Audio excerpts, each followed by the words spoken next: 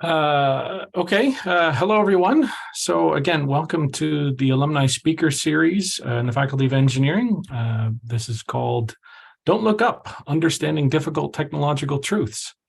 Before we get started, we're going to have a little bit of housekeeping. The session is being recorded today. For those of you who are here, it will be available on YouTube for later viewing. A link will be sent out if you pre-registered for you to be able to watch this at a later time. There is a Q&A session for you to submit questions, and they'll be monitored, and we'll get to as many of those as we can throughout the event as it goes. And there should also be a live transcript available below. So my name is Scott Campbell. I have the great pleasure to welcome you all here, and I think we're going to have a very exciting panel with our two other speakers. Before we get going, though, I want to acknowledge our traditional territory in which we live. This is an important step towards reconciliation. So the University of Waterloo does acknowledge that much of our work takes place on the traditional territory of the Neutral, Anishinaabe, and Haudenosaunee peoples. Our main campus is situated on the Haldimand Tract, land granted to the Six Nations that includes the 6 miles on each side of the Grand River. Our active work towards reconciliation takes place across our campuses through research, learning, teaching, community building, and is centralized through the Office of Indigenous Relations. In addition to this, there's going to be people here from all over the world participating in this session, being online. So I want to acknowledge all the Indigenous peoples globally. They've lived and they continue to live in harmony with nature, and we wish to recognize the innovation that came before us and all the sustainability principles that Indigenous communities have lived by. So, before I introduce the other two panelists here today, I'll just quickly tell you a little bit about myself. I am the director for the Center for Society, Technology, and Values here in the Faculty of Engineering at the University of Waterloo. I've been teaching STV courses now for 15 years. And when I was an undergraduate student here at the University of Waterloo, I studied computer science back in the mid-1990s, and I took all of the STV courses, and I completed the STV option as was available at the time. But from there, I switched gears and I studied the history of technology. I went to the University of Toronto, and my research there was on the history of computing in Canada, and including the history of Wat4, or Waterloo Fortran, which was a student-oriented Fortran compiler that was enormously popular. A few of you, if you're much older than me, you probably have memories of using Wat4 at some point. But that's not what we're talking about here today, but I'm welcome to hear from you afterwards about your stories. So I'm honored and delighted to be here as part of the Alumni Speaker Series, along with Cameron Shelley and Paul Heidebrecht. And we're going to try and talk about some of the more nuanced ways of thinking about technology and society and the interaction between technology, society, and values. So we're going to look at the past, we're going to look at the present, and we're going to try and speculate a little bit about the future. And our panelists are going to try and provoke and intrigue and I guess delight you and as we take on these challenges. So our other panelists here today are Cameron Shelley. He teaches in the Center for Society, Technology, and Values with me.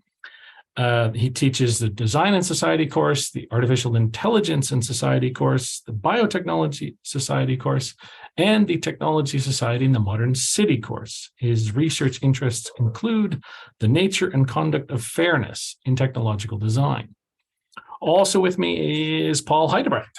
Paul Heidebrecht is the inaugural director of the Kindred Credit Union Center for Peace Advancement, and he teaches peace and conflict courses, or peace and conflict studies courses at Conrad Grebel University College and the University of Waterloo. He is a University of Waterloo mechanical engineering alumni, and he went on to do graduate studies in ethics, and for the past 7 years has taught an engineering and peace course here at the University of Waterloo. So there will be full biographies for all of us on the event page, and there's going to be a link, as I understand it, in the chat. So with the introductions out of the way, let me set the stage for what's going to come. We're going to start by talking about the past. There is that old line that those who fail to study history are doomed to repeat it. I think this is sometimes a bit of a problem. This is an oversimplification, but we can maybe talk a little bit more about that. But we really want to start by thinking about the past of your past and how you were all connected in some way, possibly to STV. So there should be a poll available now about how many STV courses you took when you were an engineering student here. And so we'll let that sit for about 30, 60 seconds, and then we'll talk about that.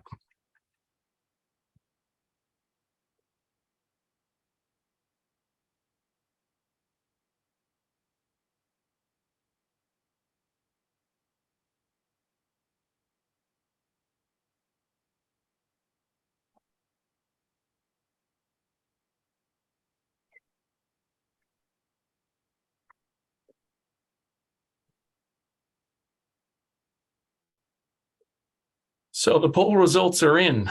Have you taken any STV courses? Well, 65% of you said no, and 12% of you said you don't remember. So I guess we're going to have to maybe do a little refresher here, or maybe explain a little bit more about what we do.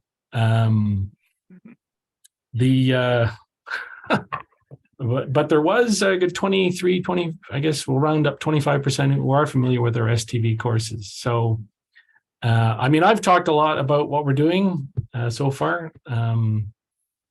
Cameron, Paul, what do you think about how many courses they should have taken, perhaps? What did they miss out on?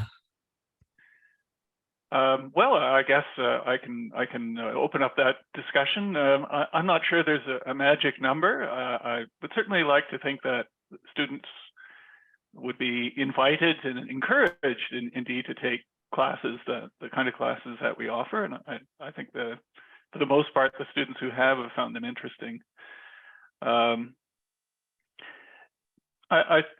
say that because I think it's the case that engineering, for example, or other technical disciplines as such aren't sort of narrowly about stuff or sort of making stuff, but are about sort of improving people's lives and sort of making the world a better place to live. And that's a very broad mandate, and it certainly goes beyond learning calculus or statics and things like that. Important though those are, and that what we offer is a complement to that, and something that is, would I guess help people to see the big picture of the profession that they've chosen. Hey, I'm going to have a bit more of an optimistic take on that pool, Scott. I mean, I know you and Cameron and others on the STV program over the years have taught lots and lots of students, but I mean, the Waterloo Engineering Alumni Network is tens of thousands. And so in terms of a proportion, well, maybe this is just a question, but I suspect that the proportion of engineering students at Waterloo today who actually take an STV course might not be all that far out of line with what our audience is today. And also, also just to note that I think it's maybe not surprising that among engineers, engineering alumni, practicing engineers, society in general, there's maybe more interest in this topic today than there would have been in decades past. And in the topic of like wrestling with, wait a minute, what is technology doing to our world? What is my role in that?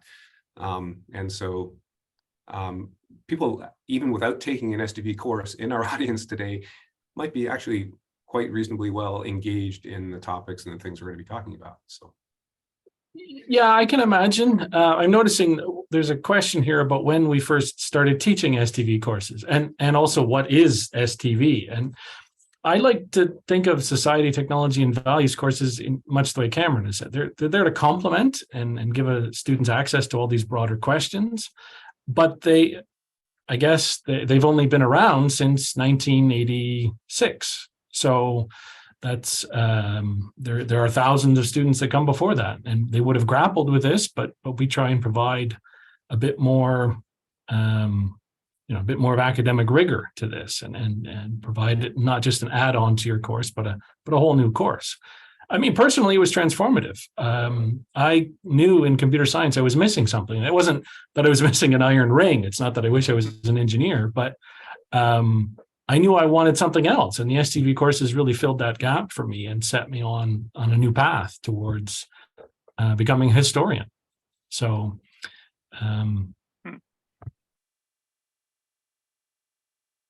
yeah, I have to say I've had a similar sort of experience, not personally, but in the classes that I've taught, I hear from a number of students who said to me something like, "Well, I wasn't too sure about this course when I started because it's not the kind of thing I sort of saw myself taking when I started my education, but I was kind of happy with it. That really there were things about my my plans for my life, my profession that came up in this class. It didn't really come up in a big way in other classes that they had, and they were happy to have the chance to examine that."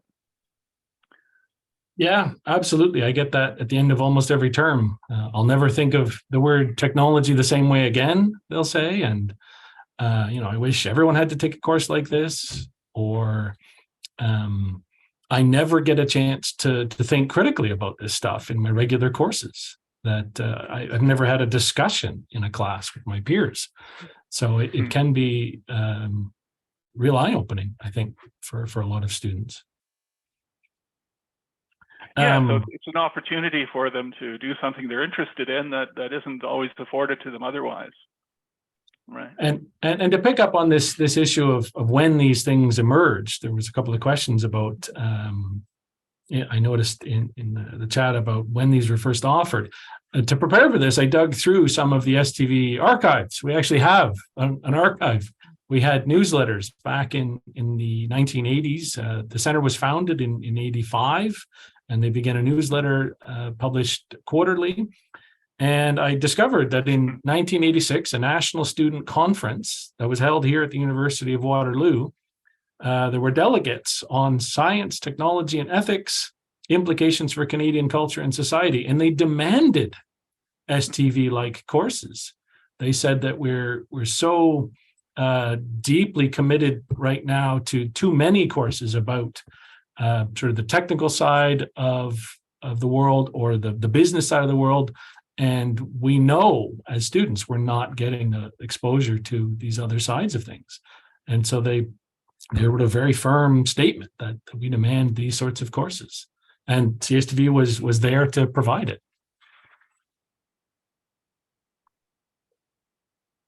I was thinking about when I took these sorts of courses, though, back in the day. And so as a context, it was the mid 1990s. And I remember even then we were talking about things like privacy and personal security of digital information. I remember one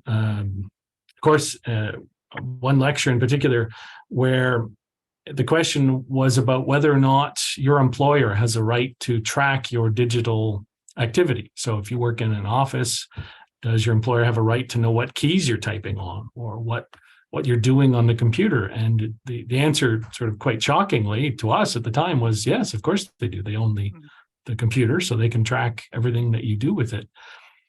And that was in the mid 90s. And it was only about 2 weeks ago that the Ontario government finally put in place legislation that employers are required to now disclose this about their employees.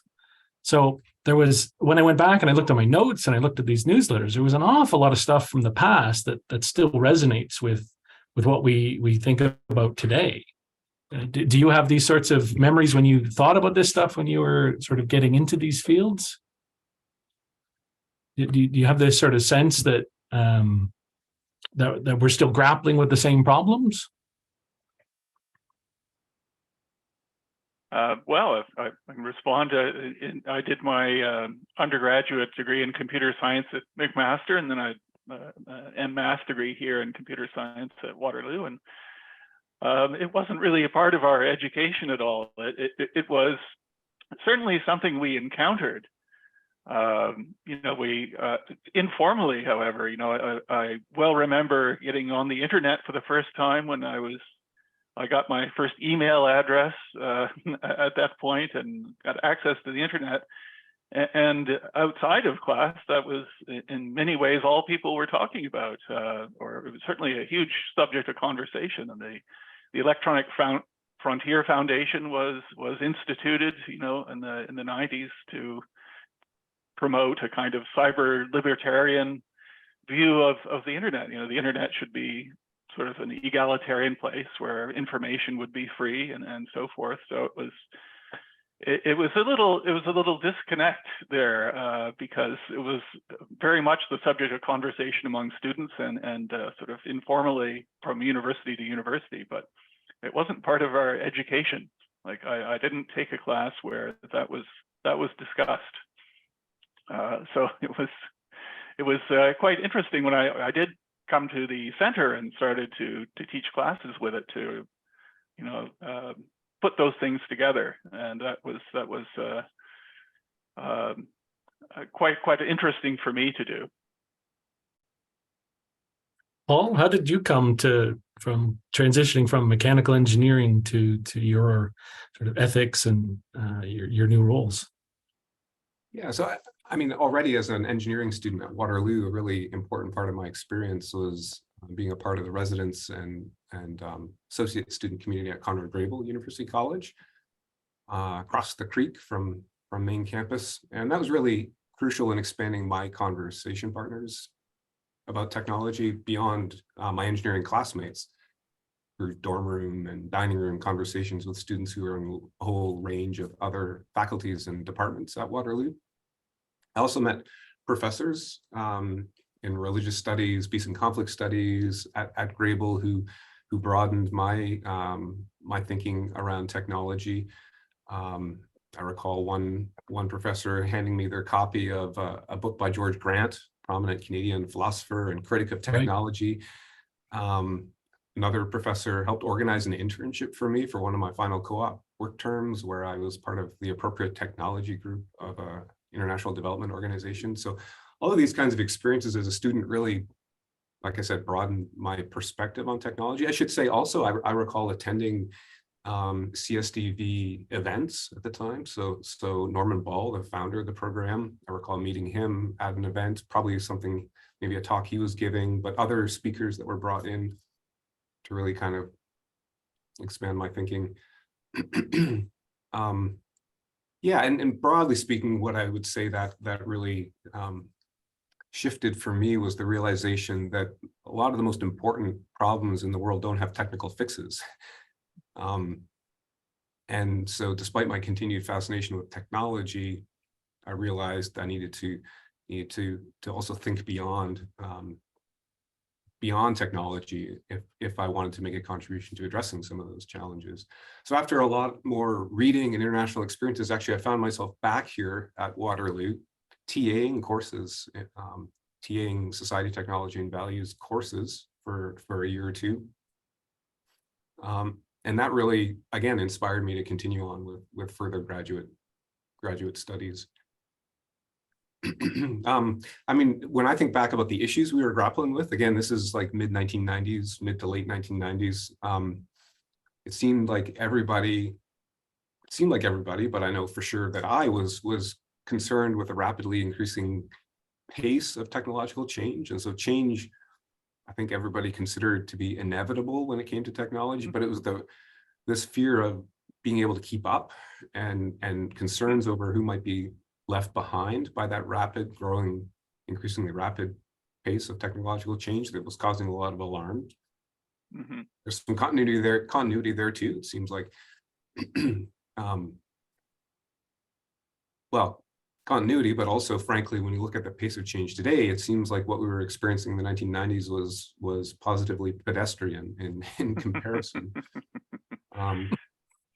But continued concerns today that reflect what we were talking about at the time would include the impact of automation on the workforce, the environmental impact of overconsumption of non-renewable resources. I mean, these are topics that were kind of in the air.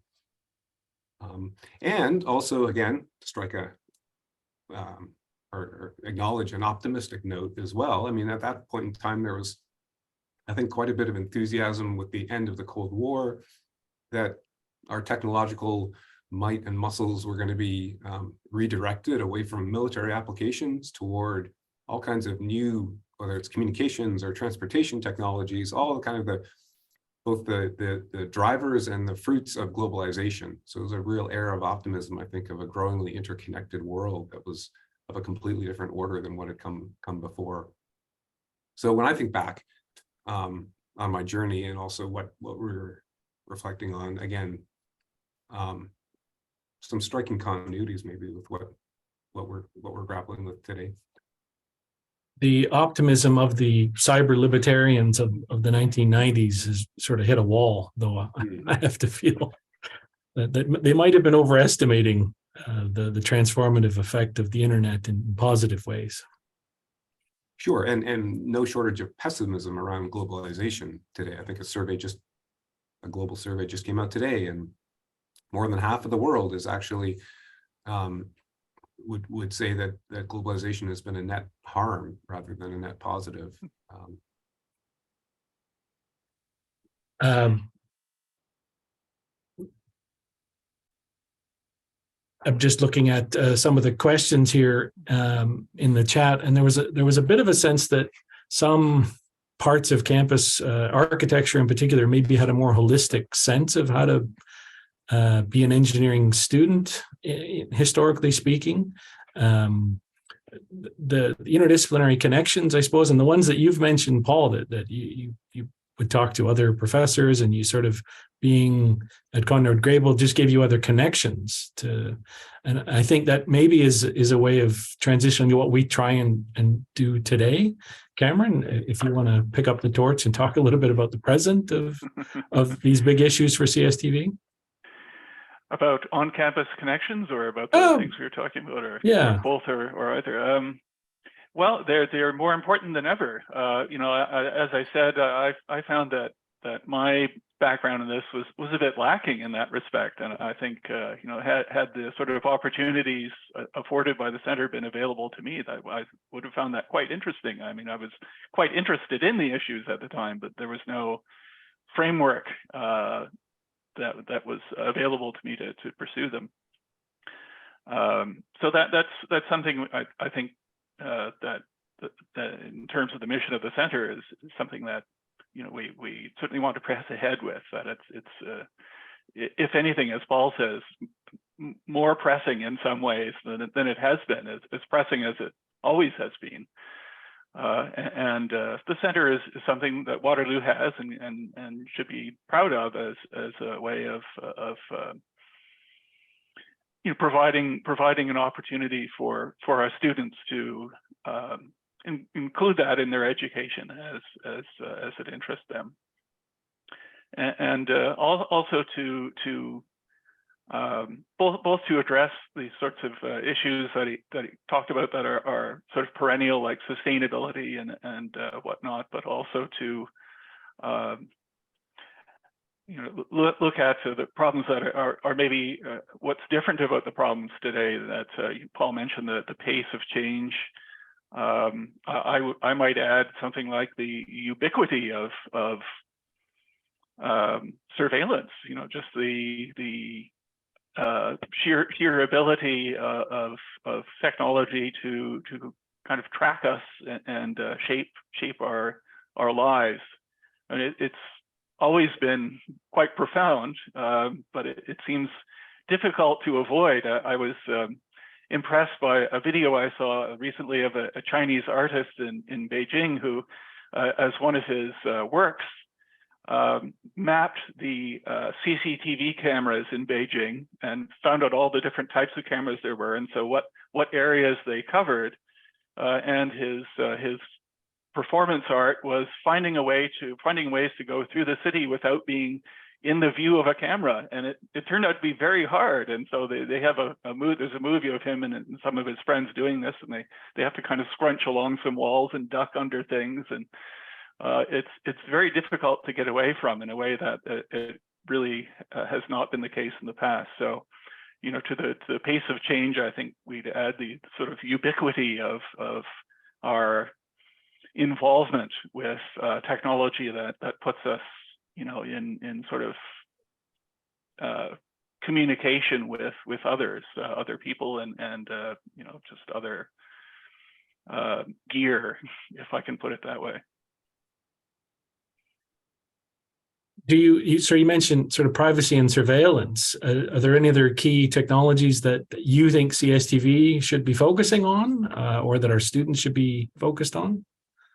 I would love to hear what the students and our alumni think we should be looking at. We have you mentioned before, we now have an AI and society course, and that is very apropos and important. But I'm sure there are other things that I probably haven't thought of that we should be including in our class, and it would be nice to hear from some of our alumni or others who have some thoughts on the matter. There is a provocative question in the question and answer window here. Is it a problem that understanding STV concepts makes you less employable? If you're amoral, then you can take the most lucrative employment, the California or bust. But if you're more critical, you can be picky, and it's hard to find good work. I mean, I'm happy with my job, but that probably doesn't answer the question very well. I've got some strong thoughts and observations. I thought you might, yeah. But I'm wondering, and again, maybe this is a bit more of a forward-looking section, so if we can maybe like park that for a minute. But because I do think that, frankly, there's growing and widespread interest, and not just concern, but interest in this, what I would call, or others have called a tech for good movement.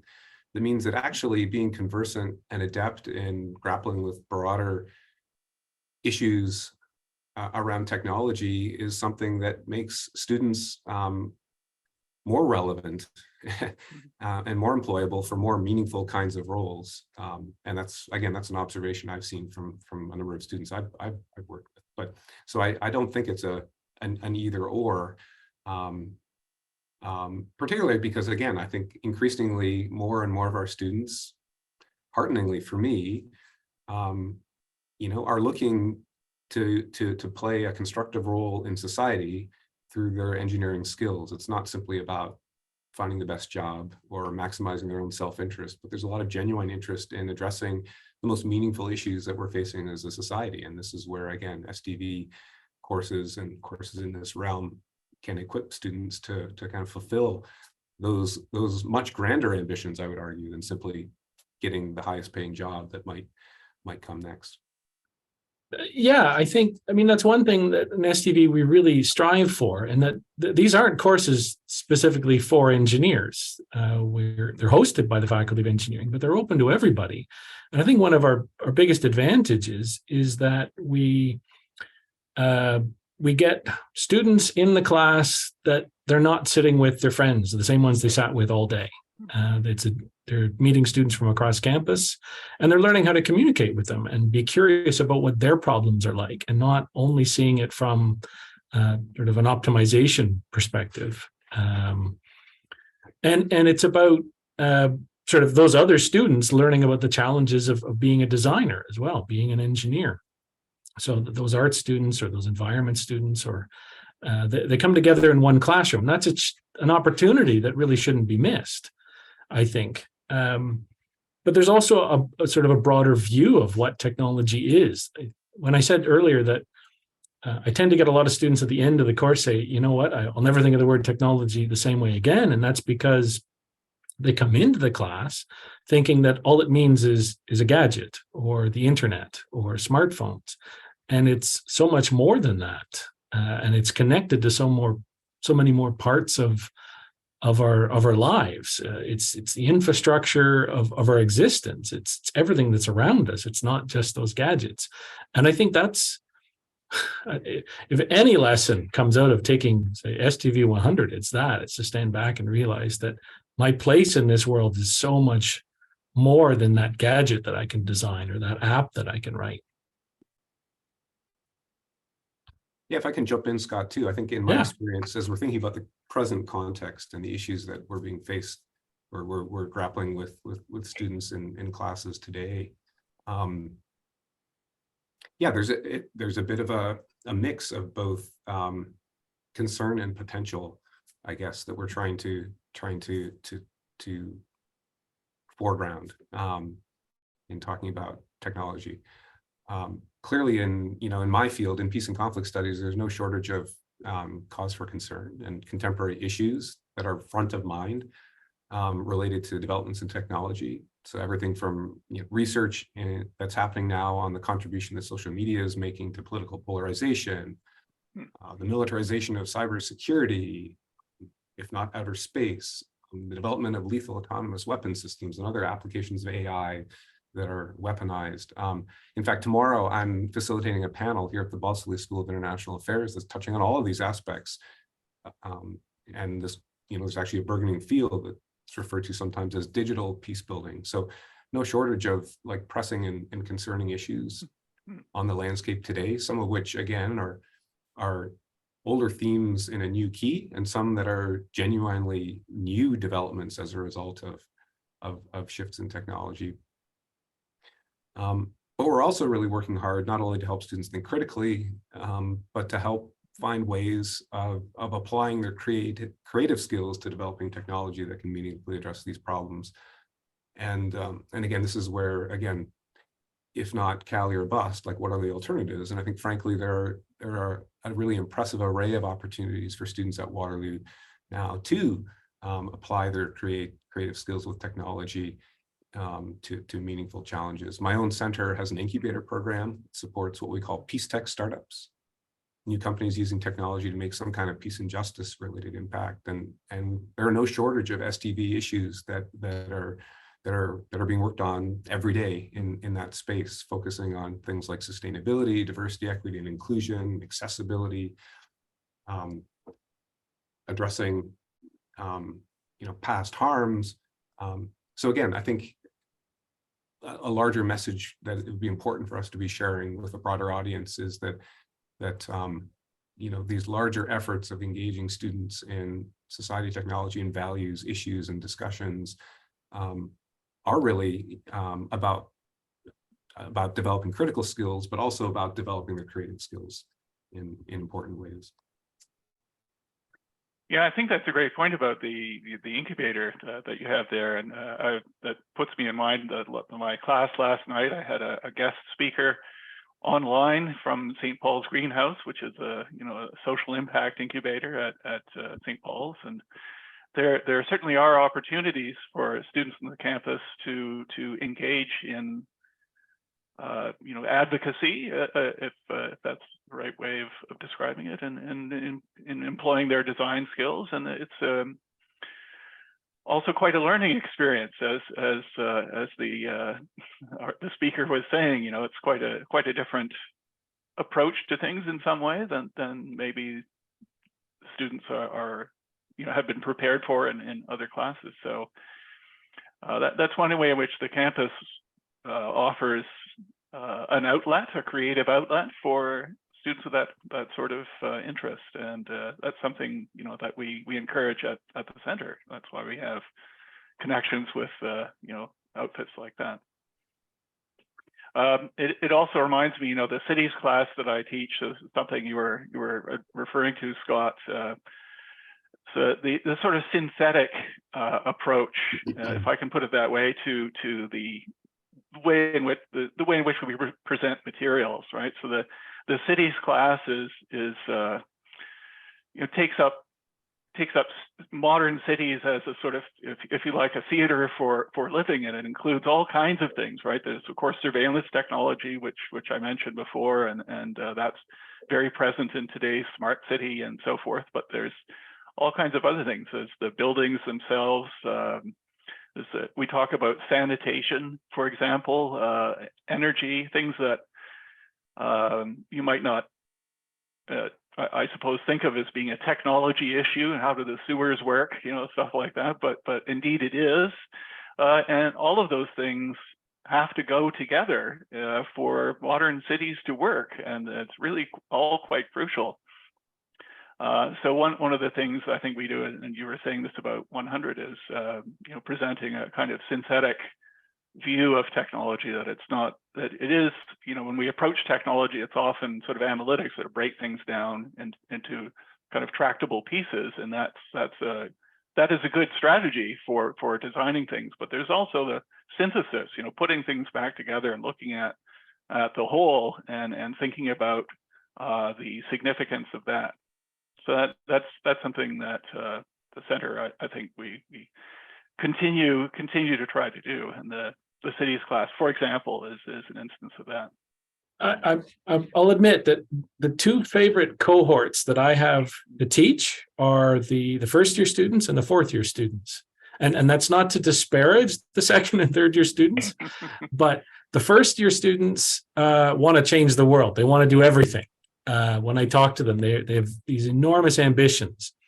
And I think that they're probably grinding a lot in their second and third year, getting through the program. But by fourth year, they have enough exposure to the world that they're ready for that synthesis. They're ready to come back and take one of our courses and go, okay, now I know why I need to take this course. I need to have a better sense of how engineering fits into the rest of the world. And it doesn't matter whether it's a civil engineer building sanitation. I mean, they know what that is as technology, or whether it's the software engineer building an app. They've been out there, they've done enough co-ops that they've realized that what's in the classroom needs more than what they've been getting, and we're an outlet for that in a lot of cases. Yeah. So again, not to be too hard on the second and third year students. They've got they're very busy. I can fully appreciate that.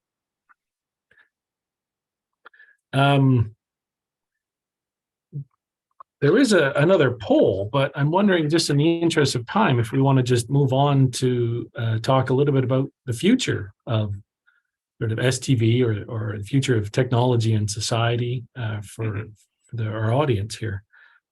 Just to note, Scott, I mean, there have been, there's a bit of a flurry of some good questions about where our audience members' interests are. And in some ways, I don't think we can do justice to all of these questions, but it is, I think people took Cameron's invitation quite seriously. Like, what should we be teaching and talking about? Okay.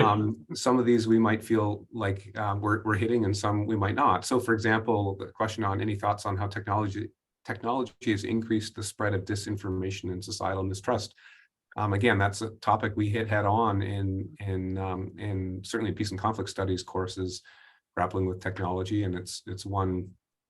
And beyond that, certainly significant research is happening now to go beyond kind of anecdotes or the correlation between the rise of social media and subsequently the corresponding rise of social harms like political polarization. But clearly there are some quite direct connections that could be drawn there. What we do with that, of course, is then the important question, and whose responsibility is it to address that impact, particularly when the very institutions who we normally turn to address, things like disinformation and societal mistrust have themselves become less trusted by society writ large, right? So again, really significant and important question that is a live conversation topic in lots of my classes, because it's front of mind for our students for sure.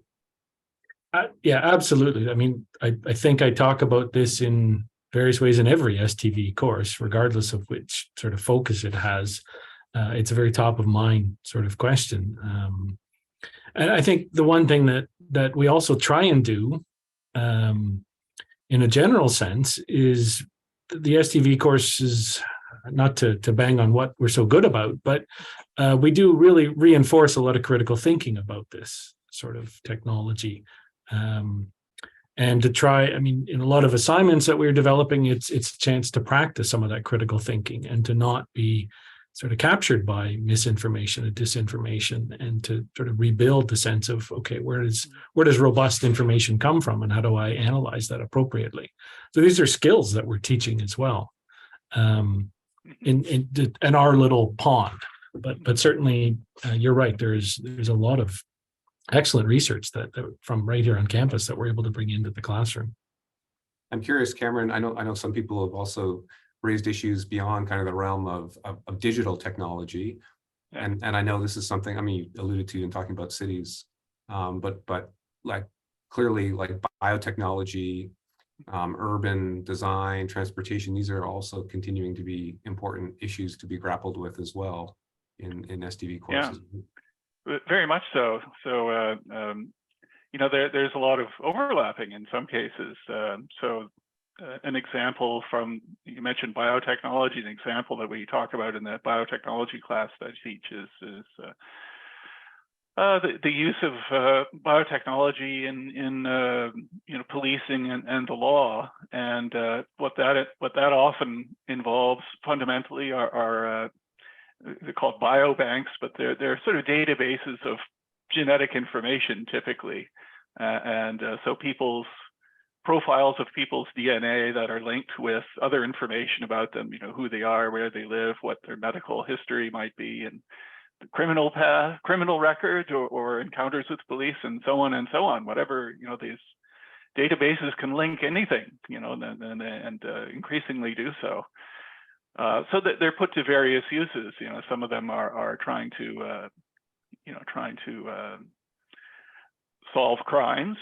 Who did what, who was at a particular crime scene, and so DNA can be revealing about that. And there have been some high-profile cases. The Golden State Killer, for example, was caught because of an analysis of DNA left at a crime scene from decades ago, and it was matched against profiles in consumer DNA database, which is something that is people just typically go to in order to sort of, find out about their ethnic background or what disease risks they may have, but it had an application for the police. It was kind of unforeseen, right? So all these concerns link together when we talk about, the information technology, but biotechnology can be treated in a similar way. So I find a lot of overlaps of that sort between classes. That concerns that arise in one area also arise in others, and they also speak to the connections in the technology that we have. I've often wondered if we still need to teach the information technology and society course, simply because it connects to everything.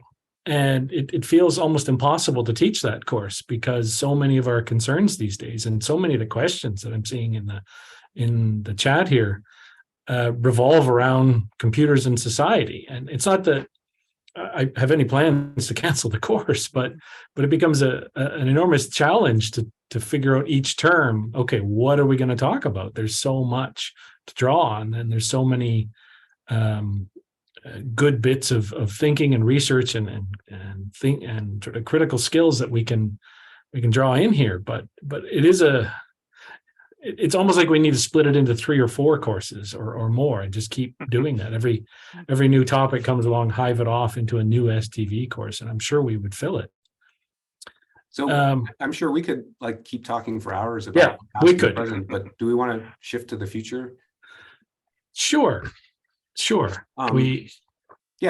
again, we wanted to carve out a little bit of time before the end to talk about kind of the larger social political issues associated with technological change that are looming, but also and the kinds of things that engineering alumni of the future are going to be facing, and what the implications of that might be for Scott and Cameron and myself and people like us trying to do the education work we do at Waterloo.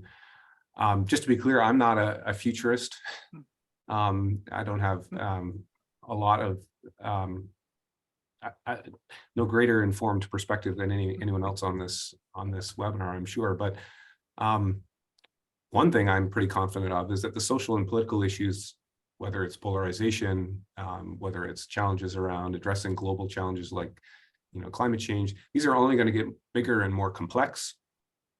And in my mind, then we need to really reimagine our approach to engineering education if we want engineers to be able to make a meaningful contribution to addressing these things. The good news is there are lots of people already hard at work at this. Waterloo and engineering curricula in many places are taking this challenge seriously. Waterloo's current Dean of Engineering, Mary Wells, has spearheaded something called the Canadian Engineering Grand Challenges Initiative, which is again kind of recasting, reframing like an architecture of problems for engineering programs to be structured around. There are other exciting initiatives happening among engineering societies and professional organizations. So for example, Mark Abbott is part of the Engineering Change Lab, and they've developed a new program called Tech Stewardship, again, kind of reimagining what the role of an engineer is to be a steward of technology, not simply the developer or creator of it. All of these things, I think, in short, really do suggest that engineers need skills to consider and connect with social issues and values if they want to develop good technology and if they want to be good engineers. And at the same time, like Scott was saying earlier, engineers can't solve these problems on their own, and they need to become more adept at working in interdisciplinary contexts. From where I sit, again, outside the Faculty of Engineering, and a lot of the education work I do beyond my engineering and Peace course, I also recognize, I think there's a larger challenge and responsibility to equip non-engineers or non-tech STEM focused students to better understand how technology works, so they can also be good and meaningful conversation partners and collaborators in addressing these big challenges. So when I think about the future, I guess I really think about the need and the ongoing effort to really kind of reimagine what it will take to equip engineers to continue to play an important role in these important issues. Based on your work, Cameron, what do you think the biggest challenges are that we face in the future? Ooh, well, my first thought was to sort of extend something that you'd mentioned, and that is that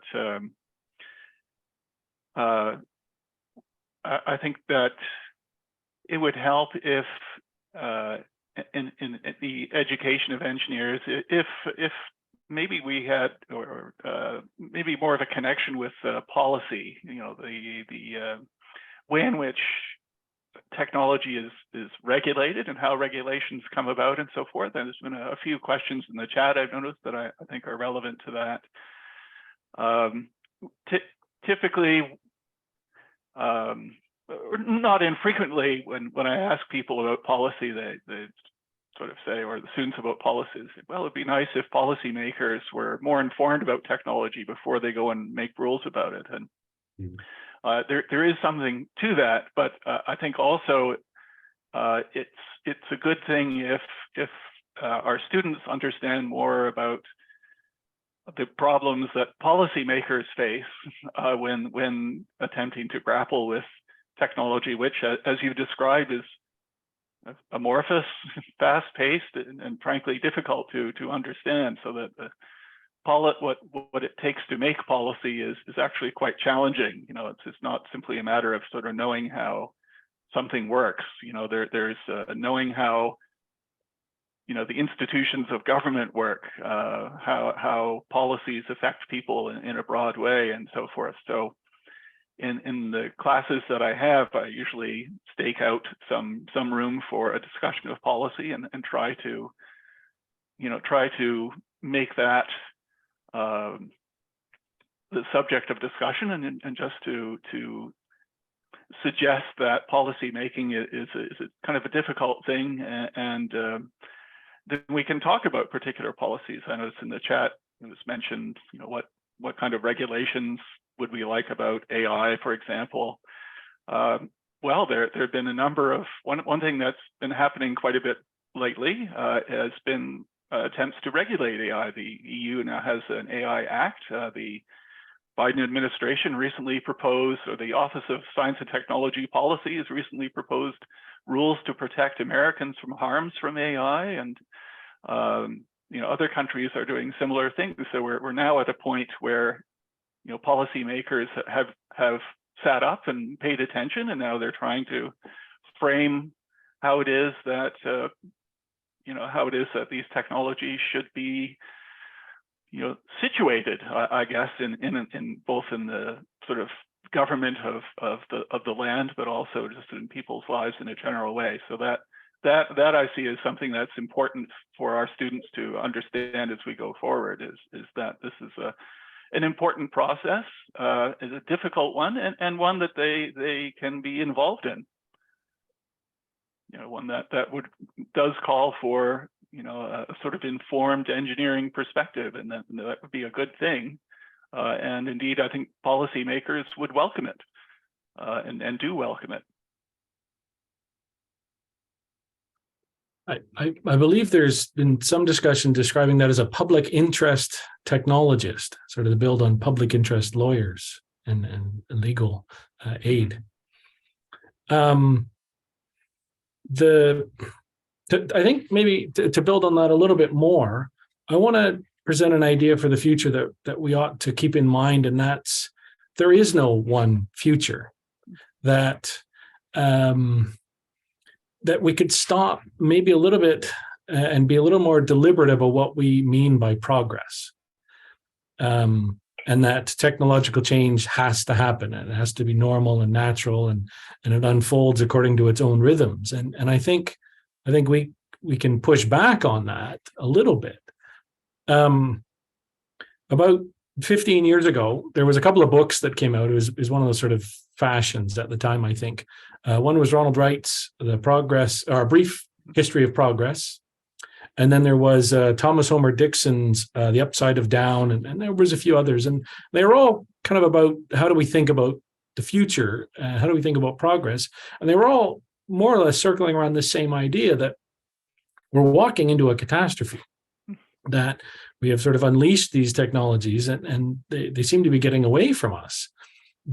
But if we approach this a little more clear-headed, and we think about this differently than we have in the past, like we have a tendency to push all of our problems away from us, right? We push them into the future on our children's doorstep, or we push them to other parts of the world. There is no real discussion about sustainability without thinking about where we're pushing all of our problems. And so I would think a more deliberate sense of how do we think about change, and what sort of change do we really want, and how do we link that to our values. There's a lot of questions here about how do we handle issues with technology in our children, and what sort of future are they likely to inherit. And I think that demands a little bit of humility, a little bit of willingness to deal with uncertainty. There is no one future, right? Like there is no reason why in 10 years we have to be worried about AI and killer robots and privacy invasion of smart cities. Like we can deal with these things if we decide that we can deal with them. We don't have to let these things get away from us, or assume that somebody else is going to deal with it, that I'm just my little project over here has nothing to do with these other things, and I don't need to worry about what other people are thinking. If there's been any consistent idea that I've seen amongst sort of the three of us today, it's that all students need to have a chance to talk to each other and learn from each other, and engineers need to learn from non-engineers and vice versa if we're going to tackle the big problems of the future. Nothing is automatic. No technology has to define our world. We can be curious, and we can be open, and we can have a lot of fun with technology, but we get to choose how technology matters in the end. And I think that's a future that we can maybe pin our hopes on a little bit more. Mm-hmm. Well put, Scott. Do we have time? I am really curious to gauge where our audience sits in terms of their overall level of optimism about technology. So before we end, can we run the last poll? I would love to see that. Yeah. Yeah. So yeah, we are again just not sure how these reflections from Scott and Cameron and I have landed. Judging from the questions, I think there is definitely some concern. But again, if you had to pin yourself down when it comes to the the impact of today's technology on society and the environment, where would you find yourself?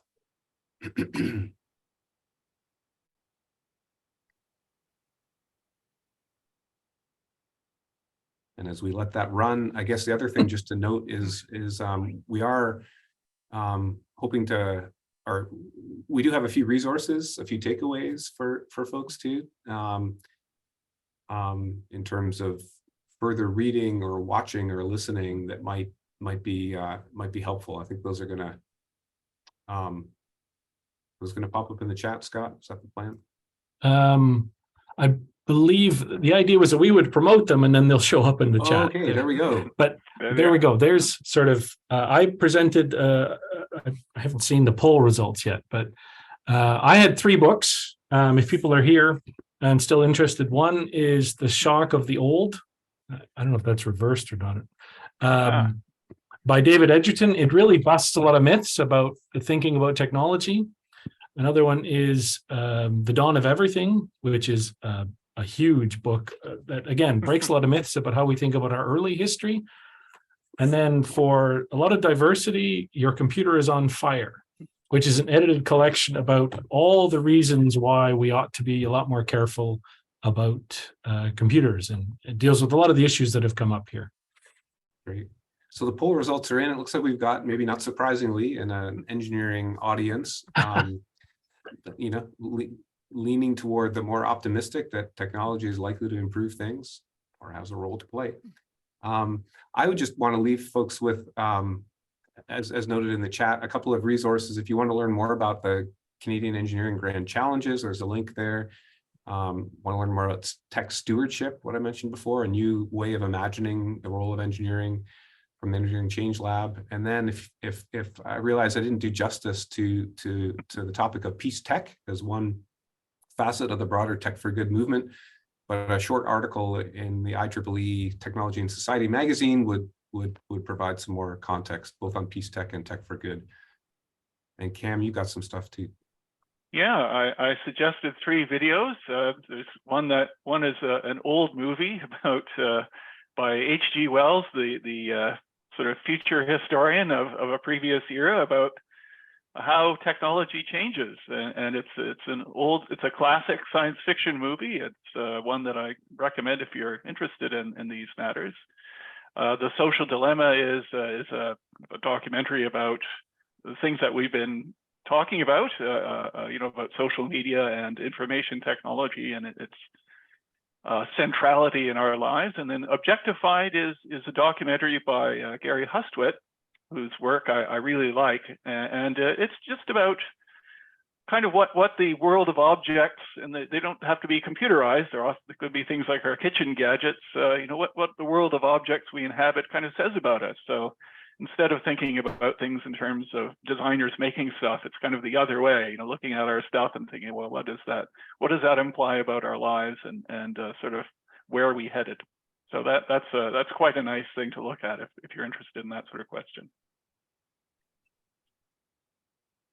Having just seen things to come, we've started the CSTV sort of Film Appreciation Club, and we had a number of students show up to a movie that's almost a century old, and they really liked it. They came away wanting more. So I would recommend everyone follow up on that, but maybe we'll screen it again in some future CSTV film event. Absolutely. Yeah. So I believe the official sort of portion of this is complete, but I have some wrap up.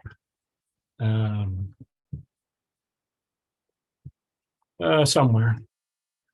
My apologies for the disorganization here. Want to thank, we can do a few more questions. Yeah, we have a little bit more time before we conclude here. I don't know if I deserve to pick this and throw it on the two of you. Maybe each of us pick one question and then answer it.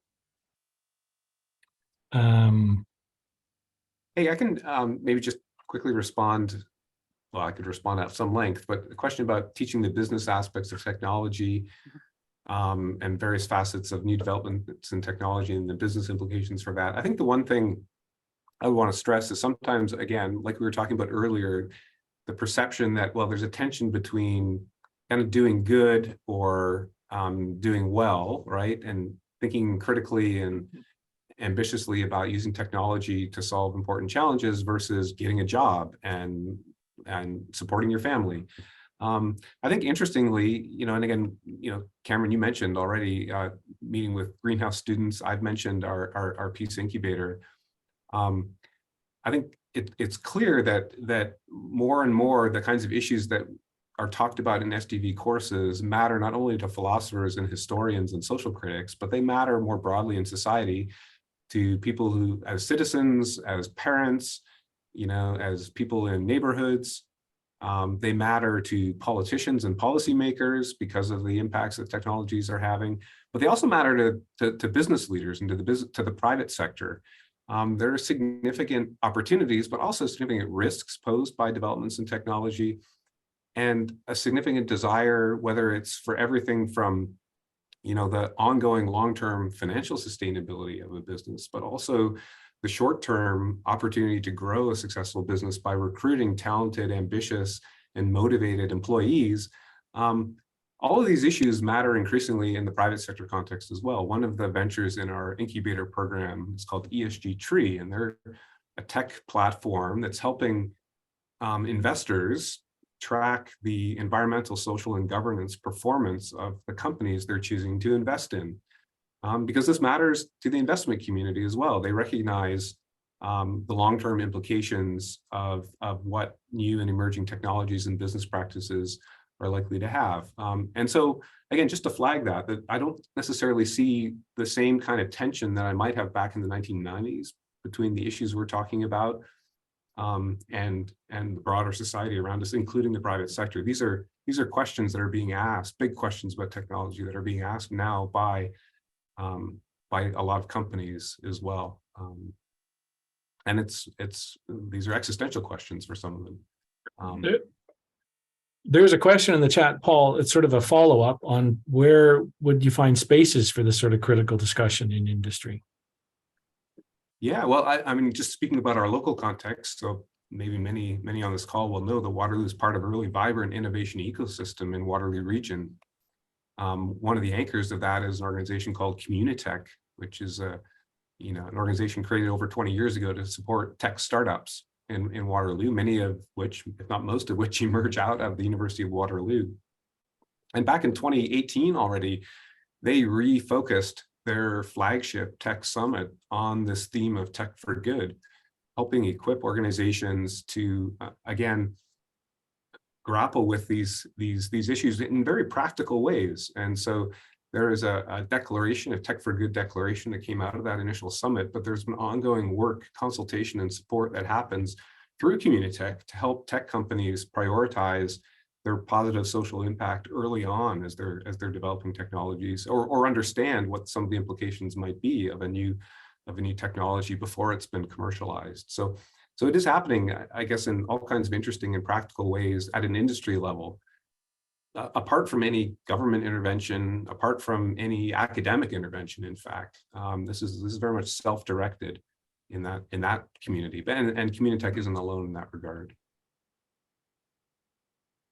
It's reassuring that it's sort of self-directed like that, and it's not. And not to say that's going to be enough. Clearly, I think particularly when some of these larger conversations about disinformation, privacy, and so on. I'm not saying there's no role for government, but clearly there's a role for the private sector as well to assume some leadership and take more responsibility. And there are some interesting cases where that's happening.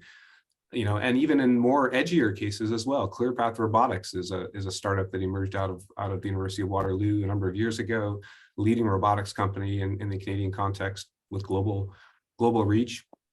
They were the first company to sign a declaration, I think it was over a decade ago, that they wouldn't, excuse me, that they wouldn't be involved in any efforts to weaponize their robotic technology, and more recently have been part of a high-level global campaign, again, to see to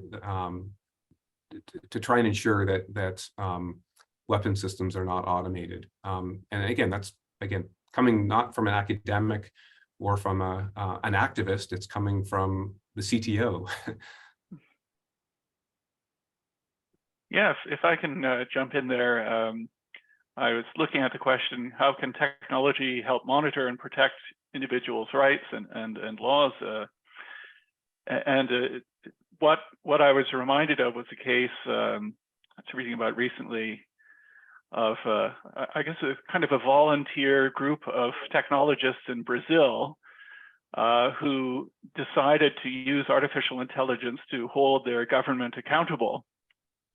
What they have done is among the things they have done is they take public statements of politicians' financial records. So, the money that politicians spend, they typically get a sort of bursary of things to spend on on matters in their areas and so forth. They have a kind of discretionary spending power. This can and has been not infrequently abused by politicians for sort of partisan purposes.